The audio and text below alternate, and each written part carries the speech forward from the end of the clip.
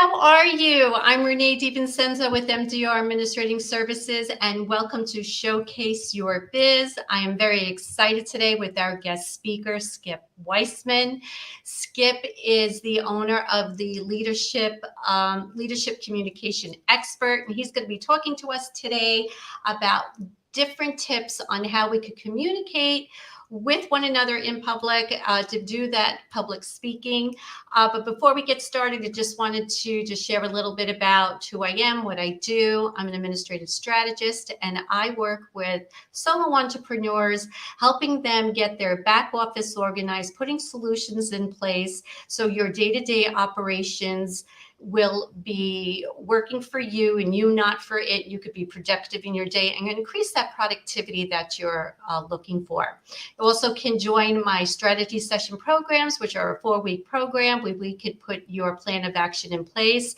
And also to remember that on February 27th is going to be my Master Your Daily Schedule Bootcamp. And I'll be sharing some more information with that in time, as you will see on our Facebook group. But enough about me. Let's talk about Skip. Skip has been in his industry for over 20 years. I'm sorry about that. I misread that number. And I'm going to give Skip the opportunity to tell you a little bit about who he is, what he has done, how he started his business, and also he'll also talk about his book that he had sent out, or written, I should say, in 2018. So Skip, so excited to have you here today, and just tell us a little bit about you and what you did and how you got involved with what it is that you do. Yeah, well, this is my second career. This is sort of the end of my second 20-year window. So I don't want to look that old, but I'm only 29 years old. But I've been doing this for more than 35 years. Oh my gosh. You figure out the math. But my original life, my first career after college, was in professional baseball, and I was not an athlete. I did not play. I never wore a uniform, never came to bat in the game. But I was got my master's degree in sports administration from Ohio University, and dove right into minor league professional baseball. And I was in the right place at the right time at 26 years old, and I was named vice president and CEO of my first minor league baseball team at 26. And as you might imagine, leading a business like that, it was about a $3 million operation. Small business, small staff. During the season, we had probably upwards of 100 employees. But that came with some growing pains for me, because I really didn't understand leadership and how to lead people. And back then, I really saw it was all about me. I was the boss. I was in charge. Yeah. It was my way or the highway or whatever. And that created some communication growing pains. And in my book, I write about some stories that were pretty egregious. One or two could have gotten me fired and ended my career. Oh my gosh. Now, when you say end your career, which career were you in? With the baseball part, or were? When I was the CEO of the baseball team. Oh my gosh! Wow. And because I was 26, 27, 28 years old when these things happened, and if it was not for a very empathetic and compassionate boss who chose to use those communication mistakes as a learning opportunity, I could have very easily been. You wouldn't even be knowing who I am today, Renee. I would have been probably on the streets, homeless, or who knows what. Oh my gosh. So I had a great mentor who taught me how to be a better leader. And I did my professional baseball career for 20 years. I left after the 2001 season, and that was basically for lifestyle purposes. And when I was 25, 26 years old, it was great living in a ballpark. But the industry is all encompassing. It's like it is the entertainment industry. People don't realize it. It's a sport, but it's the entertainment industry. And I just got burnt out, and I had achieved all I wanted to achieve, all I could achieve in baseball. And another move to another town, to another city, it was just not attractive to me. So I decided to move on and do something else. And I took 2 years to figure it out. And I realized I was pretty successful after those early years of struggling with running my staffs to create a pretty positive work environment through my communication.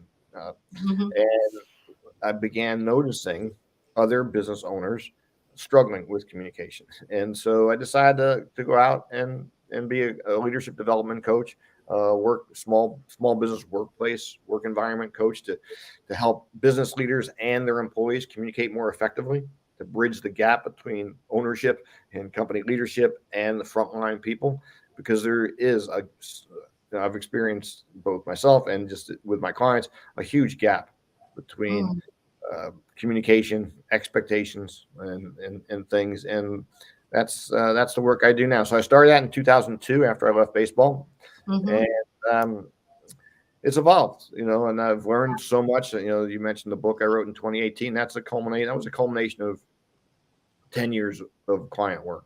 So Uh, when you say, and I think this is really important because we as small business owners, there are steps that we have to take. And you had said when you had left baseball to do what you're doing now, what steps did you figure out or what did you have to put in place to get to where you are today?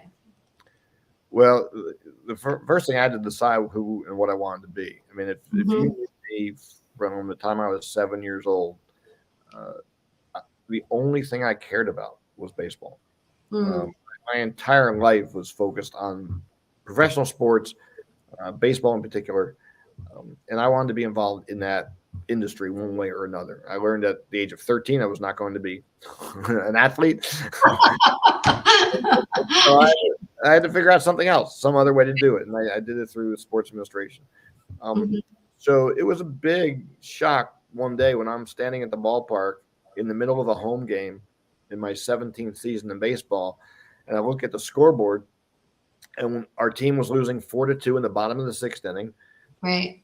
It was about 10 after 9 in the evening, and my first thought in that instant was, I don't care if we win or lose. I just want to go home. Oh, God. And Talk about having a bad day, right? you know, I knew I had to come back tomorrow morning and do it again at 9 o'clock or 9:30, and I Mhm, was just done. But I was not emotionally, I was not professionally mhm, or financially mhm, ready to just drop it all and make a move.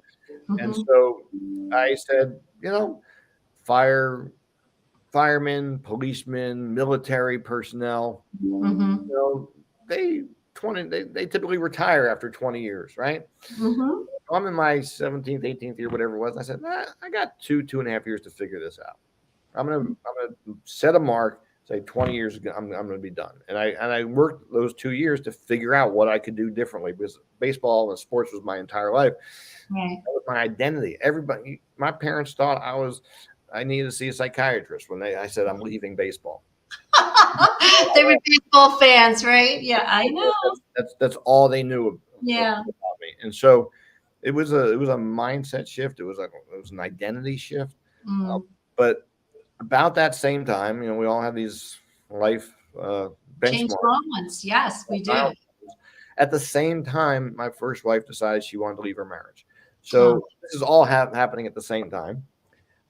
Shortly after that conversation, and we're going through couples counseling and everything, I get a flyer in the mail from Anthony Robbins. Now, this is 1998. Uh, he's coming to New Jersey. And mm. I decided, what the heck? Let me see what this is all about. Let me go spend a weekend. And I spent 4 of the most amazing days of my life in a Tony Robbins workshop. Oh, okay. Yeah, I hear a lot of people. You're not the only one, but yes. Hmm. So I ended up buying into Tony's program, hook, line, and sinker. As I dropped $10,000 that weekend and said, I'm Wow. going to follow Tony around for the next 12 months. Uh-huh. I did that. Halfway through Tony's program, he offered a program for leadership development. So I bought into that and went through the program a second time, and as a coach on the program. Wow. Um, and after 2 years of that, he gave me, going through Anthony Robbins' program, gave me the confidence that I could transition my skills from my baseball leadership career into doing something else. And in that environment, I wanted to become a coach. I wanted to help other people become better. And so I just, that's what I started doing. I started coaching pro bono while I was still Mhm. running my baseball team. Uh, Right. because I had business people that were involved with the ball club. We had season ticket holders and sponsors and advertisers in the stadium who were business owners, and I had really good trust and credibility and respect with them. So they let me play with them a little bit in their staffs, Okay. and Wow. so that's how I was able to do that. And then after the 2001 season, I moved on to do it full time, and it was a challenge, but I had a good So, time. so what? So sorry, I didn't mean to cut you off. What? When you say that the steps with communication, working with solo entrepreneurs, that you work with people who are in business on their own as well as large companies too. Yeah, I work with I work with small businesses, not necessarily large companies. Like I'm actually down in Florida. I'm getting ready to fly home today after a week long. Uh, Welcome to uh, Florida. I'm Mhm. working with a company down in Hollywood, Florida. They have like 85 employees. And I work with a senior leadership team, the executive leadership team. And then this week I was working with their 30-person admin staff. So basically all 85 or good, probably 60 of the 85 people have been through my communications training. And, Mhm. and so it includes facilitating conversations, mediating conversations, difficult conversations where people were struggling with each other, Mm. but also teaching them the skills to do it on their own. And so I work with large, medium-sized, small businesses. I also work with executives, one-on-one coaching, Mhm. and I also work with mid-level managers, director-level people, vice presidents. I just got off a call late last night with a woman in California who's the number two person in the human resources staff, and Mhm. she was struggling with her communication with her boss. Yes.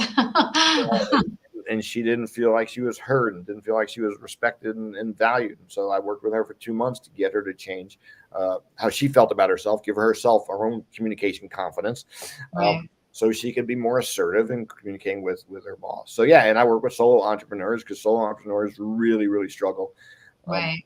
with their own self With their confidence. So when you say the change, sometimes when we speak in communicating, we sometimes don't hear ourselves, and how we sound. So there are key words to use when you are trying to get things done, say, or to get someone to understand what it is that you are wanting. What is the best advice that you can give when it comes to this? Instead of don't act from your emotions, if I'm correct, right? Am I saying that correctly? Yeah. Speak from, like, to use those words. So what advice can you give us when it comes to situations like this that are difficult when you have to communicate? So the first thing we have to do is see the other person as a human being. And this may sound really strange, Mhm. but one of the things when I tell people this, it's a real eye-opening aha moment. Have you ever been in a situation where you're trying to get something from somebody or through somebody, and Mhm. you don't necessarily see them as a human being. You see them as an object or an obstacle to get through, to get around, or get over. Right? Mm. You have something that I want from you, and I'm just looking to have a transaction. And Mm. so what I encourage my clients to do when they're communicating, and what builds confidence, because when we're trying to just have a transaction with somebody, it's a win-lose situation. It's a zero-sum game. Mhm. I want people to, every time you're in front of somebody, if you're trying to communicate with them, see them as a human being to build a relationship. Shift your communication from transactional to relationship. Okay. And that's going to build trust and respect with the Mm. other person. People are not going to take your advice. They're not going to hear what you have to say if everything is a zero-sum game transaction and you don't have the trust and respect with them.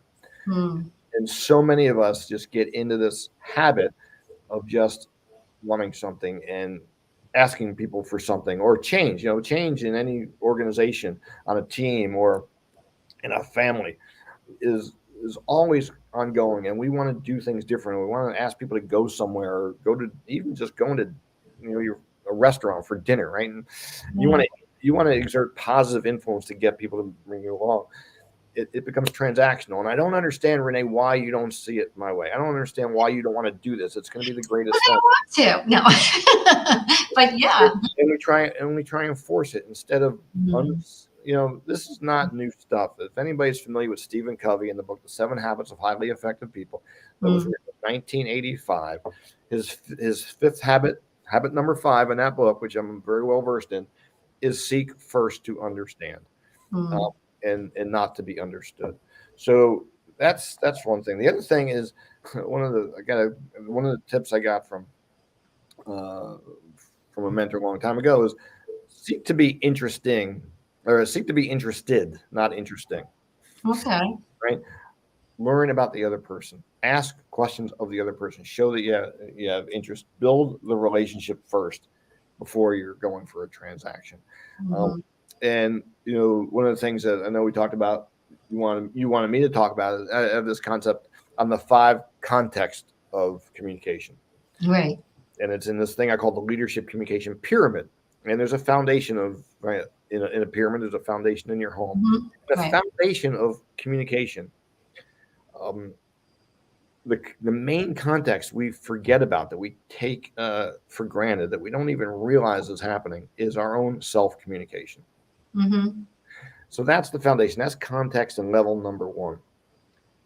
And how we communicate with ourselves. I mean, if you think about this, right? Who is the only person we communicate with 24 hours a day, 7 days a week, 52 weeks a year, every week or every year of our life?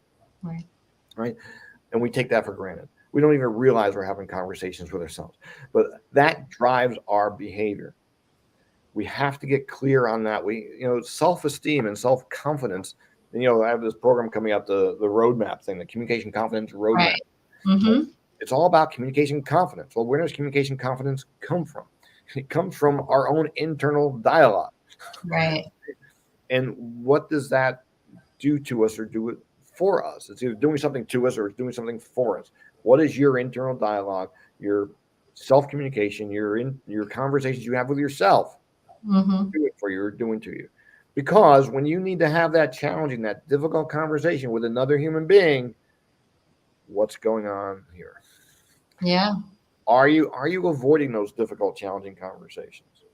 I was in training with this company just the other day, and as I said, I took 30 people through, 132 people or whatever on their admin team through this training for at 3 different levels. I did everybody in one room together, gave them general concepts, and we did some exercises for half a day, or 5 hours actually we worked. Then I broke them into 5 their respective teams. I have 30 people on 5 different teams. I worked individually with each team for a couple of hours on Wednesday. And then yesterday, I just took the team leaders and did work with them. And there was this one woman, 68 years old,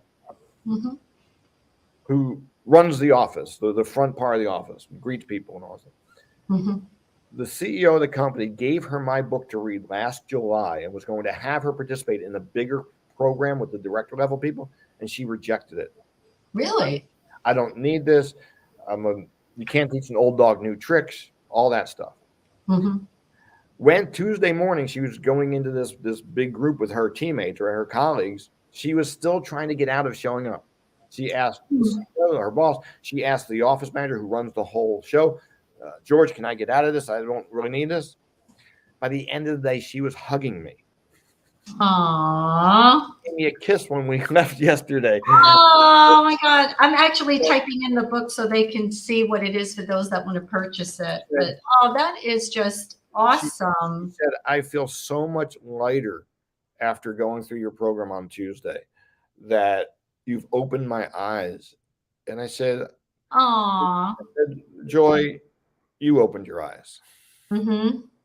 I just gave you something to look at, and that was the best thank you I could ever get, that I was able to make a difference in her life. She's been floating for 3 days. It's been so cool. And that's why I love the work I do, because people don't realize how their self-communication is driving everything.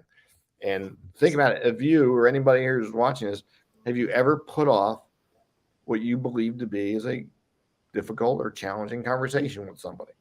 Yeah, it's true when you think about that, because it could be your employee. Like for those of you that are watching, it could be your employees, or even if you're in business by yourself and you have your family and you're trying to get them on board in what you're doing. So it could be very, very Okay. difficult.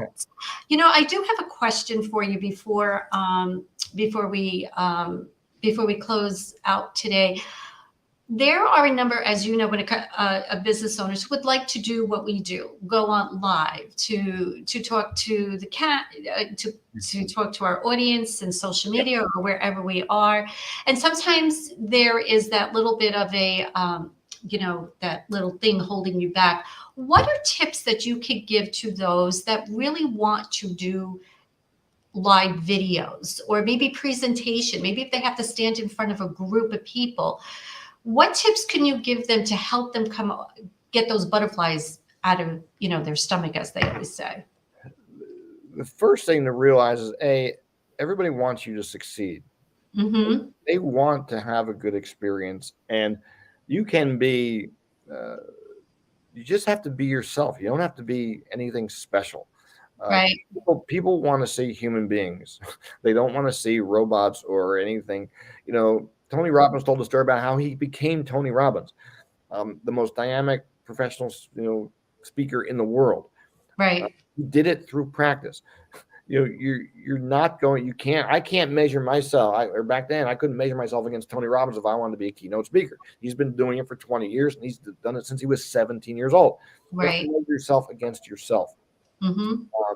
And people want to see human beings. They want to see people who have their frailties. One of my professional speaking coaches, when I first started 15 years ago, said, "You have to show your warts. Be okay to show your warts.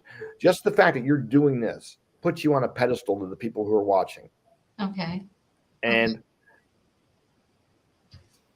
you have to bring them down to your level. So it's okay if you make a mistake." Right.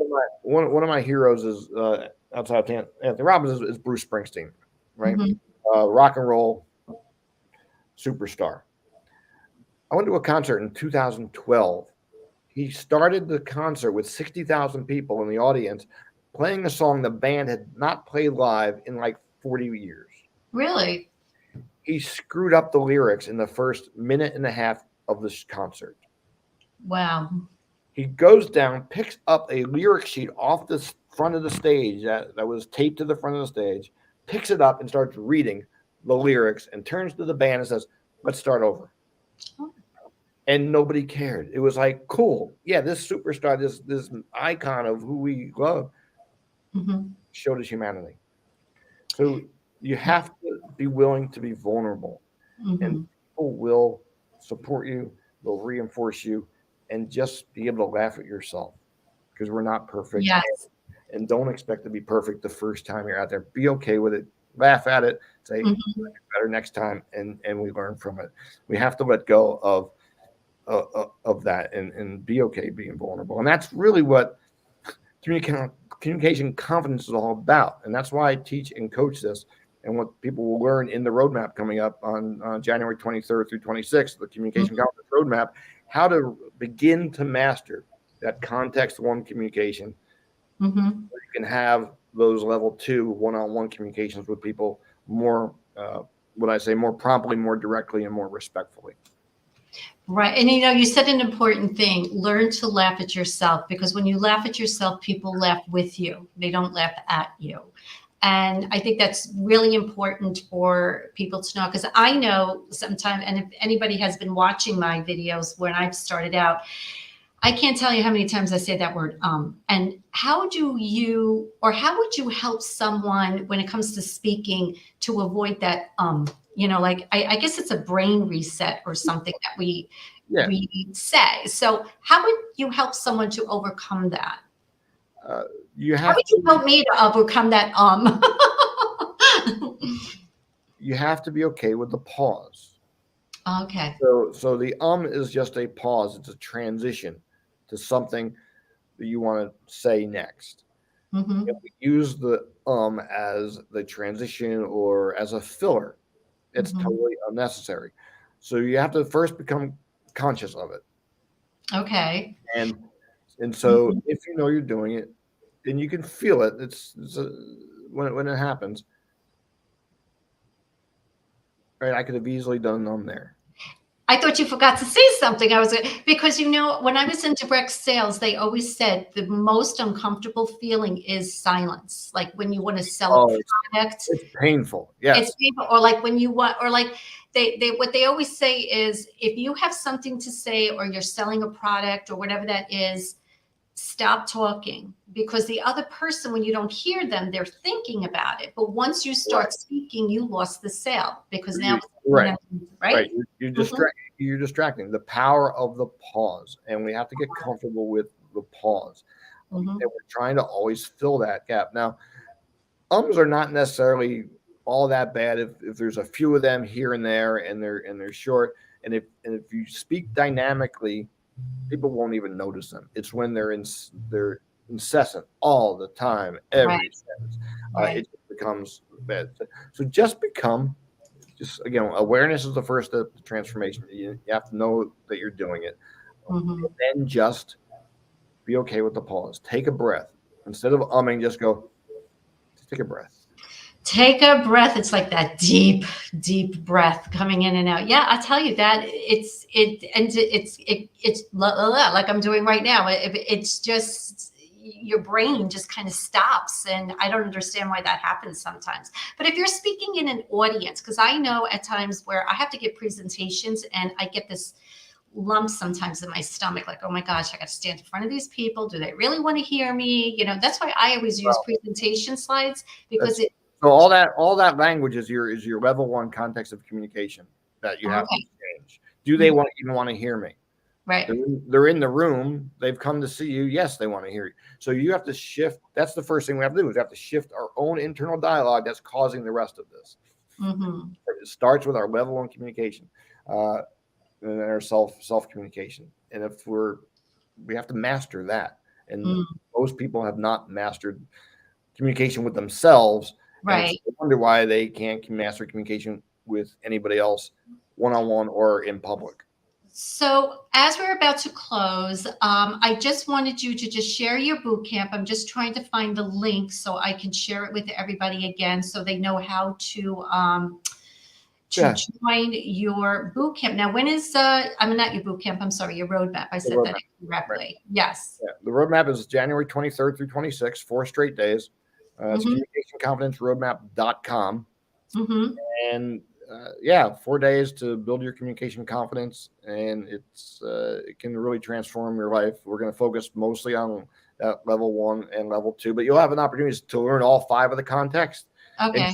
choose what you need to work on most, and the Mm-hmm. strategies will help you work on any of the five contexts in the system. But the most important, really, for most people that are not public speakers, are the level one self communication and the level two context, which is one on one communication. So, Well, thank you. roadmap. Yeah. Well, I want to thank you for joining. I'm sorry for the Facebook user. I just want to say thank you for your little boost of confidence there for me. I appreciate that. Again, join Skip in his boot camp, his roadmap. And I'm actually going to be doing these showcase your biz Yeah. live once a month. So if you were part of the Simplify Your Business Administrative Facebook group, you want to showcase your business, just DM me. If you happen to be watching and you're not yet part of my group, visit me on Facebook, join our group. Love to learn more about you, what it is you do. Also to help you a little bit with your back office, get some tips about administrative tasks that you could do to be running your business efficiently. Skip, thank you so much. We look forward to seeing you. And also, up there, see, I go again. And to join your roadmap. So have a great day. Everybody, thank you for joining. And we will talk with you soon. Bye, Thanks, Renee. everyone. Great job. Bye. Thank you.